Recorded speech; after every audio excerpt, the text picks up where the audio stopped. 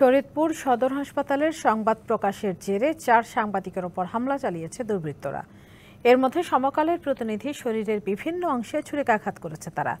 দুপুর ১টার দিকে জেলা প্রশাসক কার্যালয়ের প্রধান ফটকের সামনে এই হামলা হয়। গুরুতর আহত সমকালের প্রতিনিধি সোহাগ খানকে সদর হাসপাতালে ভর্তি করা হয়েছে। গত মঙ্গলবার সদর হাসপাতালের মেডিকেল অফিসার কাজী মোহাম্মদ ইলিয়াস এক রোগীর ব্যবস্থাপত্র ছুঁড়ে ফেলে দেন। এই ঘটনা নিয়ে সংবাদ প্রকাশ করেন জেলার গণমাধ্যম কর্মীরা।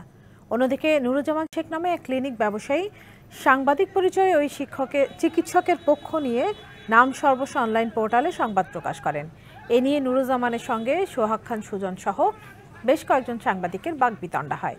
সেই ঘটনাকে কেন্দ্র করে নুরুজ্জামান শেখ তার ভাই সহ ১০ থেকে ১২ জন মিলে ছুরি হাতুড়ি সহ দেশীয় অস্ত্র দিয়ে সুজনের উপরে হামলা চালায়। এ সময় তাকে বাঁচাতে গেলে নিউজ 24, বাংলা টিভি ও দেশ টিভির প্রতিনিধির ওপরও হামলা চালায় তারা।